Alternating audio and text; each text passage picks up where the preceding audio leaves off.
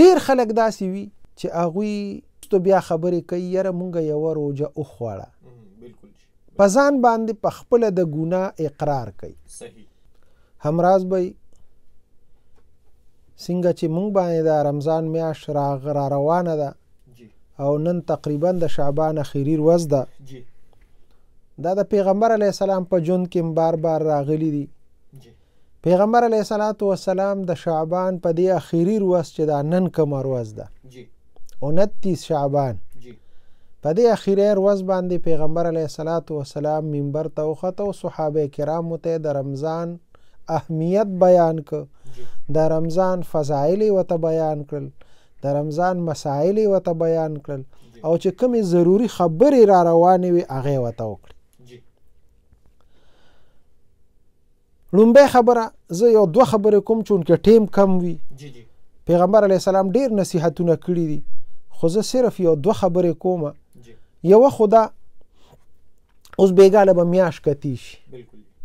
نو میاشت به وکتی شي که وکتی شوه خو اعلان به وکړي چې سبا رمضان میاشت ده سبا روژه ده که نه ونه لیدې شوه نو بله ورځ به بیا خود به خود روژه وي د اتوار په ورځ نو ډېر خلک داسې وي چې هغوی وروستو بیا خبرې کوي یاره مونږ یوه روژه وخوړه په ځان باندې په خپله د ګناه اقرار کوي ګواهي کوي اوس دا یو ډېر لوی جرم دی او دا د هر سړي په خوله دی نو مونږ وایو چې د دې جرم نه مونږ بچ شو زمونږ څومره اورېدونکي زما اواز اوري دا جرم مه کوئ په ځان باندې اقرار مه کوئ د ګناه چې یاره ما دا مونږ یوه روژه وخوړه ځکه پیغمبر علیه السلام ته یو زنانه راله یا رسول الله ما نه زنا شوې ده ما پاکه په خپل ځان باندې د ګناه اقرار وکړه پیغمبر علیه السلام وروستو حکم وکوي په دې باندې حکم جاری کې او رجم یې کې هغه زنانه رجم شو حد پې جاری شو د قرآن حکم دی هغې دپاره خو حد قرآن بیان کړی اوس د روژې اقرار یو سړی په ځان کوي چې یاره ما یوه روژه خوړلې ده اوس چې دا اقرار دې په ځان وکړه اگر چې تا روژه نیولې ده نیول خو به خامخا وي ځکه چې خو تا اقرار کړی چې ما یوه خوړلې ده په دې اقرار باندې تا ګناه وکړه د روژې د خوراک چې کوم عذاب دی هغه سزا به ټیک ته په دې دنیا خو د هغې څه حد او سزا نشته خو په آخرت کې به الله تعالی دقه سزا درکوي ځکه تا په ځان باندې اقرار کړی دی چې یاره ما روژه خوړلې ده نو بس د روژې د خوراک سزا هغه به خدای پاک درکوي نو عزتمندو زمونږ څومره اورېدونکي دي میاشت ولیدې شوه که ونه لیدې شوه دا د هغوی ذمهواري ده هغوی به مونږ ته اعلان کوي الحمدلله مونږ یو اسلامي ملک کې اوسېږو د هغې دپاره یو خپله اداره ده کمیټي ده هغه به اعلان کوي علما د هغې ذمهوار دي بس دا خپله هغوی ذمهواري د هغوی ده او زمونږ ذمهواري زمونږ ده زمونږ کار دا دی چې مونږ د هغوی حکم ومنو چې هغوی راته څه ووایي نور هغوی ذمهوار دي زه د هغې مکلف نه یم نو یو خو په ځان باندې دا د ګناه اقرار مه کوئ دویمه خبره دا ده پیغمبر علیه السلام صحابو ته وفرمایل وی هو شهر الصبر وی دا د صبر میاشت ده زمون خلک بې صبره دي اوس نن ورځ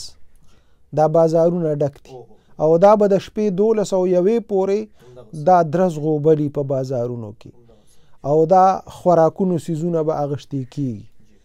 قصاب تم چې دی نو قطار ولاړ دی ټماټرو تم قطار دی پیازو تم قطار دی هر دکاندار ته یو قطار ولاړ دی او د هغوی منماني ده د خپلې مرضۍ چې څه به ځکه هغوی ته خو دا موقع میلاو ده زمونږ نور کافر ملکونه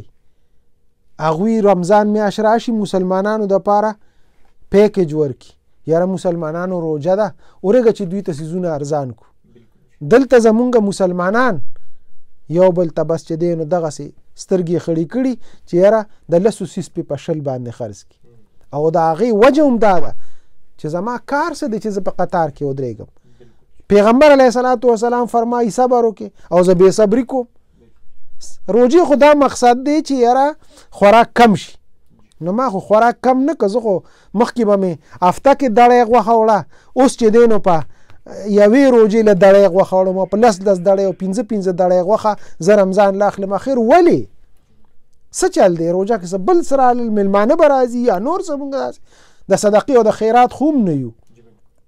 بیا ولې چې دی نو مونږ دا بې صبري کوو؟ زمونږ د بې صبرۍ نه دوکانداران غلطه فایده اخلي، خلک غلطه فایده اخلي، هغوی په مونږ هغه سوداګانې ګرانې کړي. نو ټولو اوریدونکو ته درخواست دی کینې په کورونو کې په قلار دغه ساک پیتی ده د ځان له پخوي او روژه پې ماتوي. ولې چې دی نو خامخه په خلکو سیزونه ګرانوي؟ بیا زمونږ د مالدار طبقه خلک نو د دوی مونږ ته دا مسلې جوړې کړي وي، تاله خو خدای وس در کړی دی، ته خو اغشتې شي، نو په نورو خلکو باندې ولې قیامت راولي؟ بس چې څه دی وس کې کېږي هغه وکړه، ځان له روژه عزتمندو کمې وکړې، رمضان کې خېټې تشې کې، کم خوراک وکړې. د خدای دغه حکم دی، د پیغمبر دغه حکم دی مونږ ته چې تاسو صبر وکړئ. نو بیا مونږ ولې بې صبري کوو؟ نو زمونږ اوریدونکي دا درخواست ټولو ته چې بې صبري مه کوئ، بازارونو باندې رشمه جوړوئ، خپله بېغمه کښېنئ، صبر وکړئ او روژه د صبر میاشت ده، کم خوراک وکړئ. زه یو کس دی او هغه له خدای ورکړې ده او هغه واخلي. نو بیا پیغمبر علیه الصلاة والسلام فرمایي هو شهر المواسات، دا د غمخوارۍ میاشت ده. نو بیا غریبانانو سره امداد وکړي. زه ټیک ته ډېر څیزونه دې واغشتل او ښه خرچه دې وکړه، نو بیا صرف د ځان غم مه کوه، د خپلې خېټې غم مه کوه، بیا د نورو خلکو غم وکړه. بیا ستا په کور کې غریبه خور ده، غریب رور دی، هغه چې دی نو کمزوری دی، هغوی باندې صدقه او خیرات وکړئ، د هغوی دا روژه کفالت وکړئ د هغوی چې هغوی ښه شي. ګاونډیانو خیال وساتئ، د رشته دارانو خیال وساتئ، هغوی سره رورولي وکړئ او غمخواري ورسره وکړئ چې یاره هغوی. نو که مونږ د دې خبرو خیال وساتو نو دا به زمونږ دپاره بیا بهتره شي. پیغمبر علیه السلام مونږ ته دقه حکم کوي چې دا د صبر میاشت ده، دا د غمخوارۍ میاشت ده. نو چې غمخواري پکې وکړو او صبر، بې صبرۍ نه کار وانخلو.